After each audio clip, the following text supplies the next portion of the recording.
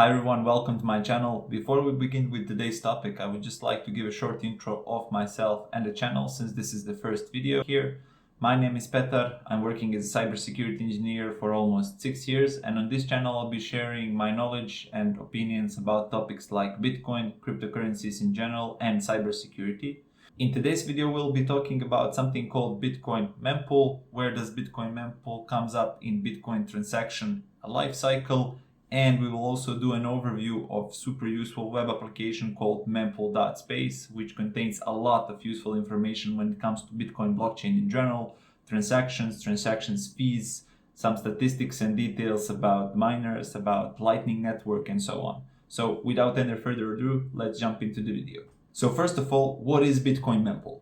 So memory pool, or mempool for short, is basically a waiting room for pending and unconfirmed transactions in the Bitcoin blockchain. The standard size of the memory pool is 300 megabytes. However, this is just a default value and can be modified on per node basis. Now, let's see how Bitcoin transaction lifecycle works step by step. Let's say we have two users, user 1 and user 2. User 1 wants to send some Bitcoin to user 2. So first, user 1 opens his wallet, enters user 2 address, amount of Bitcoin he wants to send, transaction or network fee he wants to pay, and clicks send the transaction. At this point, transaction gets signed by the user 1 private key and broadcasted to the network. So it is basically being shared among the nodes within the Bitcoin network. Each node on the network adds this transaction to its own memory pool. Of course, this happens once a node makes sure that transaction is valid and follows all the Bitcoin consensus rules. Here, Bitcoin miners come into the picture. These guys are responsible for verifying and confirming the transactions and adding them into the blocks on the Bitcoin blockchain. So in our example, transaction is selected from the mempool by the miner and is added into the new block. At this point, this transaction is being removed by every node from its mempool. Also, miners usually run full nodes on their own, so they can see which transactions are available for them to pick and add them into the block. The miner who managed to solve proof of work would then propagate the new block to the Bitcoin network. Nodes verify the result so that everything is aligned with the consensus rules and would then propagate that block. Once transaction gets included into the new block by the miner, we consider it confirmed. This is where the first confirmation is done, and at this point user 2 would be able to see the received Bitcoin in his wallet. After this, as new blocks are added onto blockchain, which in Bitcoin case happens on average every 10 minutes or so, the number of confirmations for our transaction would be increasing. One of the most important topics when transacting on the Bitcoin blockchain are transaction fees, or how much are we going to pay for our transaction to be confirmed by the miners. So let's see how that works. So when it comes to transaction fees, these depend on two things. First, space your transaction would take in the block, and second, how fast you want your transaction to be confirmed and added to the block. For example, if you got a transaction with many inputs and signatures, this transaction will take up more space in the block, which means that it will cost more when it comes to transaction fees.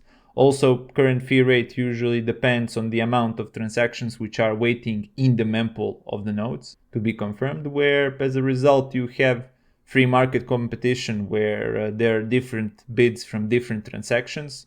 Therefore, in these cases, fee rates are higher. So if you want your transaction to be included into the next block, you would need to pay more than the most of the other transactions which are waiting in the mempool. So how can we calculate the transaction fee?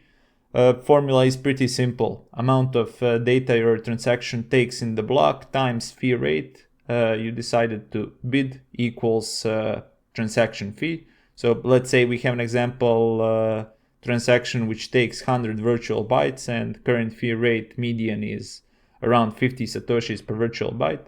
So we would have a calculation where we have 100 times 50, which equals 5,000 satoshis, which based on the current BTC to USD exchange rate is around $2. Now we will do an overview of super useful web application called Mempool.space, which gives us a lot of useful insights about Bitcoin blockchain in general, how blocks work, information about transactions, transaction fees, different details when it comes to miners, about Lightning Network, and so on. Okay, so here we are on the Mempool.space initial dashboard. First thing we see right off the bat is a row of blocks which are split into two sections. On the left we have kind of an orange blocks which are representing blocks with unconfirmed transactions. So these are the blocks which are not mined just yet. And on the right side we have these kind of half purple, half blue blocks which are already being mined, and these are the blocks which are containing confirmed transactions. Looking at the block here, we see the information like median transaction fee, lowest and highest fee paid within this block. We see the information regarding the block size, number of transactions stored, verified and confirmed within the block, and when the block was mined. One important thing to note here is that we see that this block, for example, was mined 1 minute ago. This was mined 65 minutes ago, 2 hours ago, and so on. This means that not every block is mined in exactly 10 minutes, and that there are cases where the block would take much shorter or longer time than 10 minutes, but when you take all and calculate some average block time, it would be equal to around 10 minutes time, which we see here. Here we have information also in regards to difficulty adjustment. Difficulty adjustment makes sure that average time between the blocks remains kind of the same, regardless of how much computing power is currently securing the Bitcoin network. So difficulty adjustment is actually directly correlated with the current total network hash rate. The whole Bitcoin protocol is made so that the difficulty adjustment happens every 2016 blocks, or around 2 weeks time.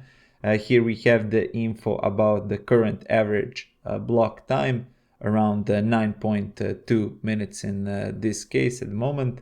We see the current projected change that will happen on the next adjustment event, the previous adjustment, and when or in how many days will the next difficulty adjustment happen. On the left, we see the current transaction fees. So here we have no, low, medium, and high priority rates. Depending on how fast you want your transaction to be verified and confirmed by the miners, you would want to set some of the values close to these that you have here. So high priority places your transaction in the first mempool block, medium between the first and the second mempool block, and low priority would place your transaction in between the second and the third mempool block. Take into account that the values which you see here on the mempool.space are constantly changing, and they depend on the amount of unconfirmed transactions and the bids for transactions within the mempools. Over here we have purging rate. So in case you have transaction equal to 20.9 or less than 20.9 satoshis per virtual byte when it comes to fees, you would probably want to bump up your fees, or the network nodes would be basically purging or removing your transaction from their mempools.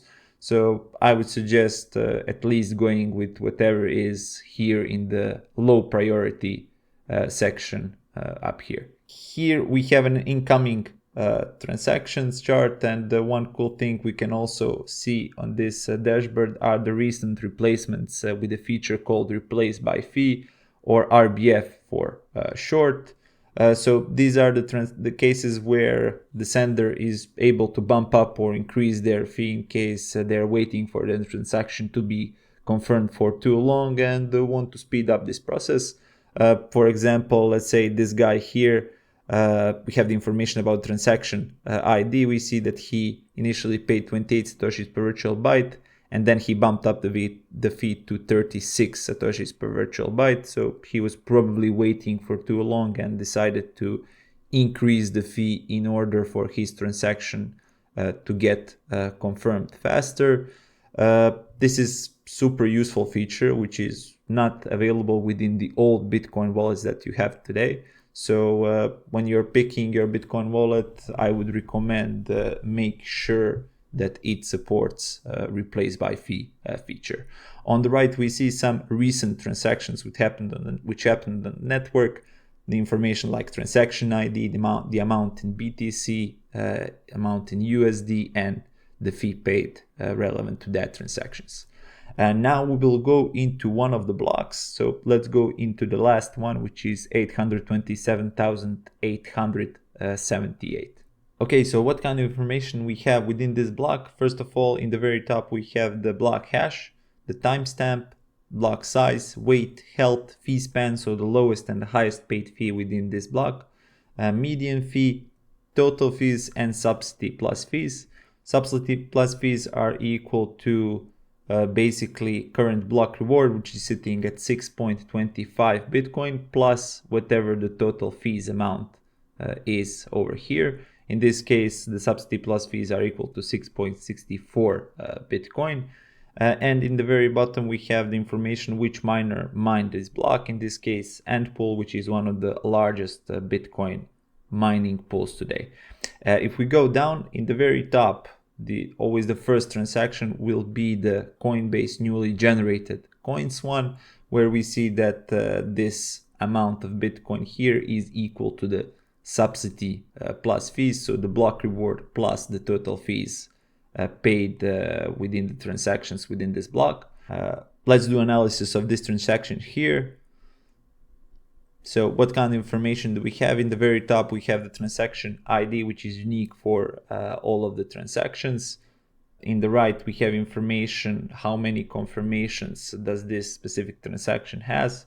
And this is equal to the number of blocks mined after the block in which this transaction was mined, plus the one in which the transaction was mined. So in this case, 4 confirmations. We see that this block is on the 4th place, looking at the current block height. So 1, 2, 3, 4, and transaction is stored within this block here.